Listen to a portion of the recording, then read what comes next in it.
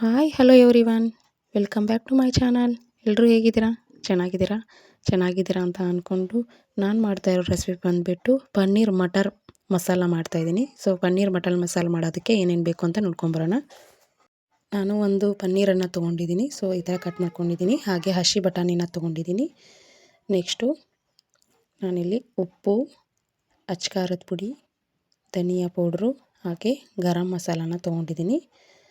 ಹಾಗೆ ನೆಕ್ಸ್ಟು ಉದ್ದಾಗಿ ಹೆಚ್ಚಿರೋ ಈರುಳ್ಳಿ, ಟೊಮ್ಯಾಟೊ, ಕರಿಬೇವು, ಚಕ್ಕೆ, ಲವಂಗ, ಪಲಾವ್ ಎಲೆ ಮತ್ತು ಕೊತ್ತಂಬರಿ ಸೊಪ್ಪನ್ನು ತೊಗೊಂಡಿದ್ದೀನಿ. ನೆಕ್ಸ್ಟ್ ಬಂದುಬಿಟ್ಟು ಗೋಡಂಬಿನ ತೊಗೊಂಡಿದ್ದೀನಿ. ಹಾಗೆ ಇವಾಗ ಗ್ಯಾಸ್ ಆನ್ ಮಾಡಿಬಿಟ್ಟು ಒಂದು ಪ್ಯಾನ್ ಇಡ್ತಾಯಿದ್ದೀನಿ. ಆ ಪ್ಯಾನ್ಗೆ ಇವಾಗ ನಾನು 2ರಿಂದ 3 ಟೇಬಲ್ ಸ್ಪೂನ್ ಎಣ್ಣೆನ ಹಾಕ್ಕೋತಾ ಇದ್ದೀನಿ. ಸೊ ಎಣ್ಣೆ ಹಾಕ್ಕೊಂಡು ನಾವು ಪನ್ನೀರನ್ನ ಸ್ವಲ್ಪ ಎಣ್ಣೆಯಲ್ಲಿ ಫ್ರೈ ಮಾಡ್ಕೋಬೇಕಾಗತ್ತೆ. ಸೊ ಅದಕ್ಕೋಸ್ಕರ ಹಾಕ್ಕೋತಾ ಇದ್ದೀನಿ. 2 ಟೇಬಲ್ ಸ್ಪೂನ್ ಸಾಕಾಗುತ್ತೆ ಎಣ್ಣೆ. ನಿಮ್ಮ ಪನ್ನೀರ್ ಕ್ವಾಂಟಿಟಿ ನೋಡಿಕೊಂಡು ತೊಗೊಳ್ಳಿ. ನಿಮಗೆ ಯಾವ ಸೈಜಲ್ಲಿ ಬೇಕೋ ಆ ಸೈಜಲ್ಲಿ ನೀವು ಪನ್ನೀರನ್ನು ಕಟ್ ಮಾಡ್ಕೋಬೇಕಾಗತ್ತೆ.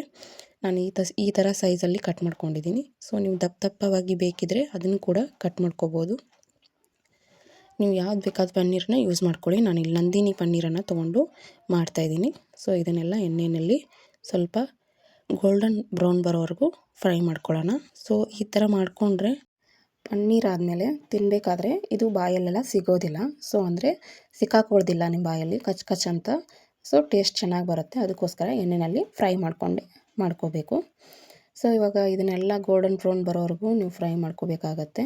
ನೀವು ಹಾಗೆ ಹಸಿದು ಹಾಕೋತೀನಿ ಅಂದರೆ ಅದು ಟೇಸ್ಟು ಚೆನ್ನಾಗಿರಲ್ಲ. ಸೊ ತಿನ್ನಬೇಕಾದ್ರೆ ಇದೇನಪ್ಪ ಹಸಿ ಇದೆ ಅಂತ ಅನಿಸುತ್ತೆ. ಸೊ ಈ ಥರ ಮಾಡಿಕೊಂಡ್ರೆ ರೆಸ್ಟೋರೆಂಟಲ್ಲಿ ಇದೇ ಥರ ಫ್ರೈ ಮಾಡಿಕೊಂಡೇ ಮಾಡ್ತಾರೆ. ಅದಕ್ಕೋಸ್ಕರ ನೀವು ಕೂಡ ಫ್ರೈ ಮಾಡಿಕೊಂಡೇ ಮಾಡ್ಕೋಬೇಕು.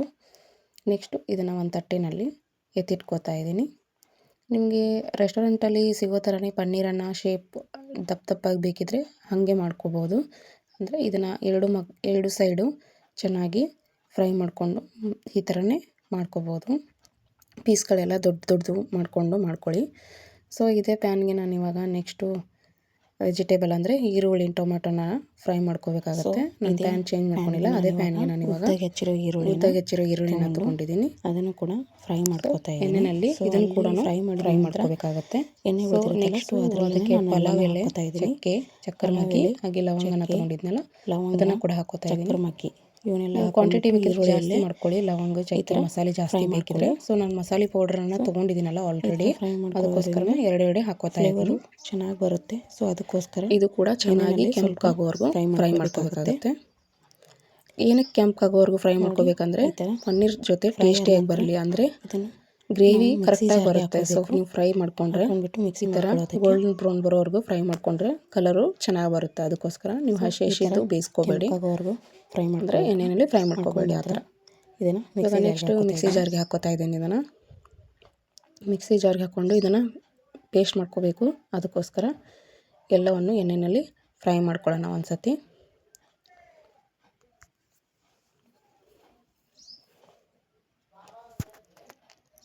ಸೊ ಇದೇ ಆದ ನಂತರ ಇದಕ್ಕೆ ನಾನು ಇವಾಗ ಗೋಡಂಬಿನ ಹಾಕ್ಕೋತಾ ಇದ್ದೀನಿ.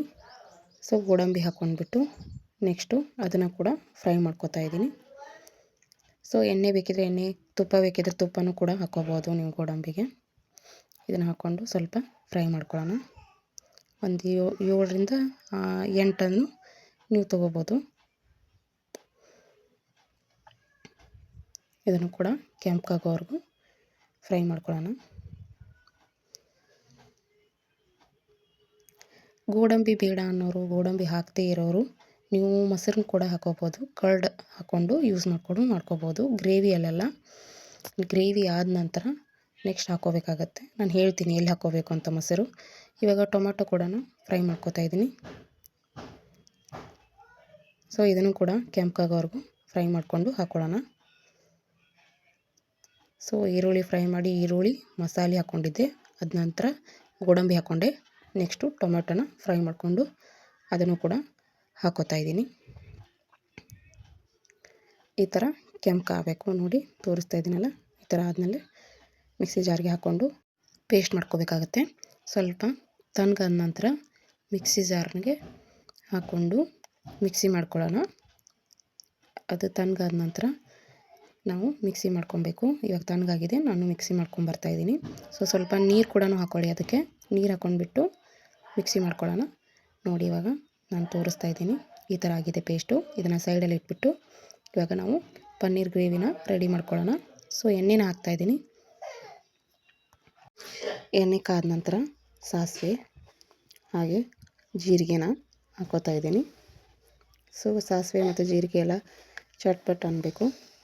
ಸೊ ಅದಾದ ನಂತರ ಪಲಾವ್ ಎಲೆ, ಚಕ್ಕರ ಮಗ್ಗಿನ ತೊಗೊಂಡಿದ್ನಲ್ಲ ಅದನ್ನು ಕೂಡ ಇದರೊಳಗೆ ಒಂದೊಂದಾಗಿ ಹಾಕೋತಾ ಇದ್ದೀನಿ ಫ್ಲೇವರಿಗೋಸ್ಕರ. ನೆಕ್ಸ್ಟು ಹಸಿ ಬಟಾಣಿನ ಎಣ್ಣೆಯಲ್ಲಿ ಹಾಕೋತಾ ಇದ್ದೀನಿ.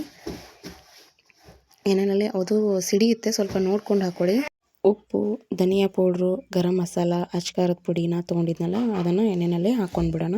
ನೆಕ್ಸ್ಟು ಅದಾದ ನಂತರ ಗ್ರೇವಿ ಮಾಡ್ಕೊಂಡಿದ್ದೀವಲ್ಲ, ಸೊ ಮಿಕ್ಸಿಗೆ ಹಾಕ್ಕೊಂಡ್ಬಿಟ್ಟು ಪೇಸ್ಟ್ ಮಾಡಿಕೊಂಡು ಅದನ್ನು ಕೂಡ ಇದಕ್ಕೆ ಹಾಕ್ಕೊಂಡ್ಬಿಡೋಣ. ಹಾಕ್ಕೊಂಡ ನಂತರ ಇದನ್ನು ಚೆನ್ನಾಗಿ ಮಿಕ್ಸ್ ಮಾಡ್ಕೋಬೇಕು. ನೋಡಿ ಕಲರ್ ಕೂಡ ಚೇಂಜ್ ಆಗುತ್ತೆ. ನೀವು ಎಷ್ಟು ಚೆನ್ನಾಗಿ ಕುದಿಸ್ಕೋತೀರೋ ಅಷ್ಟು ಚೆನ್ನಾಗಿ ಕಲರ್ ಬರುತ್ತೆ ಗ್ರೇವಿದು, ಪನ್ನೀರ್ ಗ್ರೇವಿದು. ಸೊ ಇವಾಗ ನಾನು ಕುದಿಯೋಕ್ಕೆ ಇಟ್ಬಿಡ್ತಾಯಿದ್ದೀನಿ.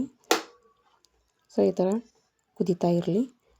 ಎಲ್ಲರಲ್ಲೂ ಒಂದು ರಿಕ್ವೆಸ್ಟ್, ಇನ್ನೂ ಯಾರು ನನ್ನ ಚಾನಲ್ನ ಸಬ್ಸ್ಕ್ರೈಬ್ ಮಾಡಿಲ್ಲೋ ಸೊ ಬೇಗ ಸಬ್ಸ್ಕ್ರೈಬ್ ಮಾಡಿ, ಹಾಗೆ ಬೆಲ್ ಐಕಾನನ್ನು ಕ್ಲಿಕ್ ಮಾಡಿ. ಬೆಲ್ ಐಕಾನ್ ಕ್ಲಿಕ್ ಮಾಡೋದ್ರಿಂದ ನಾನು ಮಾಡಿರೋ ವಿಡಿಯೋಗಳು ನೋಟಿಫಿಕೇಷನ್ ಮೊದಲು ನಿಮಗೆ ಬರೋದು. ಸೊ ಅದಕ್ಕೋಸ್ಕರ ನೆಕ್ಸ್ಟು ಕಸ್ತೂರಿ ಮೇಥಿನ ಹಾಕೋತಾ ಇದ್ದೀನಿ. ಕಸ್ತೂರಿ ಮೇಥಿ ಇರಲಿಲ್ಲ ಅಂದರೆ ಸ್ಕಿಪ್ ಮಾಡ್ಕೋಬೋದು. ಅದರ ನೆಕ್ಸ್ಟು ಕೊತ್ತಂಬರಿ ಸೊಪ್ಪನ್ನು ಹಾಕೋತಾ ಇದ್ದೀನಿ. ಹಾಗೆ ಕರಿಬೇವಿನ ಎಲೆಗಳನ್ನ ಹಾಕೋತಾ ಇದ್ದೀನಿ. ನೀವು ಎಣ್ಣೆನಲ್ಲೂ ಬೇಕಿದ್ರೆ ಹಾಕೋಬೋದು. ನಾನು ಎಣ್ಣೆನಲ್ಲಿ ಬೇಡ ಅಂತಾನೆ ಗ್ರೇವಿ ಮೇಲೆ ಹಾಕೋತಾ ಇರೋದು. ಸೊ ಹಾಕ್ಕೊಂಡ್ಬಿಟ್ಟು ಚೆನ್ನಾಗಿ ಮಿಕ್ಸ್ ಮಾಡ್ಕೊಳ್ಳೋಣ ಒಂದು ಸತಿ. ಹಾಗೆ ಮಿಕ್ಸಿ ಮಾಡ್ಕೊಂಡಿದ್ವಲ್ಲ ಇದೇ ಗ್ರೇವಿನ, ಸೊ ಅದೇ ಗ್ರೇವಿಗೆ ಇನ್ನೊಂದು ಸ್ವಲ್ಪ ನೀರು ಹಾಕ್ಕೊಳ್ಳೋಣ. ಮಿಕ್ಸಿ ಜಾರಿಂದ ಗ್ರೇವಿ ಉಳ್ಕೊಂಡಿತ್ತಲ್ಲ ಅದಕ್ಕೆ ನೀರು ಹಾಕ್ಕೊಂಡ್ಬಿಟ್ಟು ಮತ್ತೆ ಹಾಕ್ಕೊಳ್ಳೋಣ. ಸೊ ಈ ಥರ ಹಾಕ್ಕೊಂಡ ನಂತರ ಇನ್ನೂ ಸ್ವಲ್ಪ ನಿಮ್ಗೆ ಖಾರದ ಪುಡಿ ಅದು ಬೇಕಿದ್ದರೆ ಮೇಲೆ ಹಾಕ್ಕೋಬೋದು, ಸ್ವಲ್ಪ ಖಾರ ಜಾಸ್ತಿ ತಿನ್ನೋರು. ಸೊ ನನಗೆ ಸಾಕು ಅಂತ ನಾನು ಮಸಾಲೆ, ಖಾರದ ಪುಡಿ, ಧನಿಯಾ ಪೌಡ್ರೆಲ್ಲ ಹಾಕ್ಕೊಂಡಿದ್ನಲ್ಲ ಅಷ್ಟೇ ಸಾಕು ಅಂತ ಬಿಟ್ಟಿದ್ದೀನಿ. ಸೊ ಇವಾಗ ಇದನ್ನೆಲ್ಲ ಚೆನ್ನಾಗಿ ಮಿಕ್ಸ್ ಮಾಡಿಕೊಂಡು ಚೆನ್ನಾಗಿ ಕುದಿಸ್ಕೋಬೇಕು. ಸೊ ಕುದಿಸ್ಕೊಂಡ ನಂತರ ಪನ್ನೀರನ್ನು ಎಣ್ಣೆಯಲ್ಲಿ ಫ್ರೈ ಮಾಡ್ಕೊಂಡಿದ್ವಲ್ಲ ಅದನ್ನು ಕೂಡ ಈ ಗ್ರೇವಿನಲ್ಲೇ ಹಾಕ್ಕೊಂಡ್ಬಿಡೋಣ. ಹಾಕ್ಕೊಂಡ್ಬಿಟ್ಟು ಚೆನ್ನಾಗಿ ಒಂದು ಸತಿ ಮತ್ತೆ ಮಿಕ್ಸ್ ಮಾಡ್ಕೋಬೇಕು. ಈ ಥರ ಮಿಕ್ಸ್ ಮಾಡಿಕೊಂಡು ಇದನ್ನು ಕೂಡ 1 to 3 ಮಿನಿಟ್ಸ್ ಬಾಯ್ಲ್ಡ್ ಆಗೋಕ್ಕೆ ಬಿಡಬೇಕು. ಸೊ ಈ ಥರ ಎಲ್ಲ ಆದಮೇಲೆ ಸರ್ವಿಂಗ್ ಪ್ಲೇಟಿಗೆ ನಾವು ಸರ್ವ್ ಮಾಡ್ಕೋಬೇಕಾಗತ್ತೆ. 1-2-3 ನಿಮಿಷ ಚೆನ್ನಾಗಿ ಕುದಿಸ್ಕೊಳ್ಳೋಣ. ಸೊ ಕುದಿಸಿದ ನಂತರ ತಳಗೆ ಇಳಿಸ್ಬಿಡ್ತಾಯಿದ್ದೀನಿ. ಸರ್ವಿಂಗ್ ಬೌಲ್ಗೆ ಸರ್ವ್ ಮಾಡ್ಕೊಳ್ಳೋಣ. ಸೊ ಪನ್ನೀರ್ ಮಟರ್ ಮಸಾಲಾನ ರೆಡಿ ಆಯ್ತಲ್ವ. ಸೊ ಇದೇ ರೀತಿ ನೀವು ಟ್ರೈ ಮಾಡಿ, ಶೇರ್ ಮಾಡಿ, ಕಮೆಂಟ್ ಮಾಡಿ, ಹಾಗೆ ಸಬ್ಸ್ಕ್ರೈಬ್ ಮಾಡಿ. ಇದೇ ಥರದ ವಿಡಿಯೋಗಳನ್ನು ಮಾಡ್ತಾ ಇರ್ತೀನಿ. ಸೊ ಇದನ್ನು ಲಂಚ್ ಬಾಕ್ಸ್ಗೋ ಅಥವಾ ನೀವು ಪರೋಟ, ಚಪಾತಿ, ತಂದೂರಿ ಜೊತೆ ತಿನ್ನೋದಕ್ಕೆ ತುಂಬ ಟೇಸ್ಟಿಯಾಗಿರುತ್ತೆ. ಸೊ ರೆಸ್ಟೋರೆಂಟಲ್ಲಿ ಮಾಡ್ತಾರಲ್ಲ, ಸೊ ಅದೇ ಥರನ ಮಾಡಿ ತೋರಿಸಿದ್ದೀನಿ. ನೀವು ಕೂಡ ಟ್ರೈ ಮಾಡಿ. ನಿಮಗೆ ಪನ್ನೀರ್ ಐಟಮ್ ರೆಸಿಪಿ ಬೇಕಿದ್ದರೆ, ಬೇರೆ ರೆಸಿಪಿ ಬೇಕಿದ್ದರೆ ಕಮೆಂಟ್ ಸೆಕ್ಷನಲ್ಲಿ ಕಮೆಂಟ್ ಮಾಡಿ. ಸೊ ನಾನು ಅದನ್ನು ಕೂಡ ಮಾಡಿ ತೋರಿಸ್ತೀನಿ. ಮೇಲೆ ಚೆನ್ನಾಗಿ ಕಾಣಲಿ ಅಂತ ಕೊತ್ತಂಬರಿ ಸೊಪ್ಪನ್ನು ಹಾಕ್ತಾಯಿದ್ದೀನಿ. ಸೊ ನೈಸಾಗಿದೆ ಅಲ್ವಾ. ಸೊ ಟ್ರೈ ಮಾಡ್ತೀರಲ್ಲ. ನೆಕ್ಸ್ಟ್ ವಿಡಿಯೋದಲ್ಲಿ ಸಿಗೋಣ. Thank you.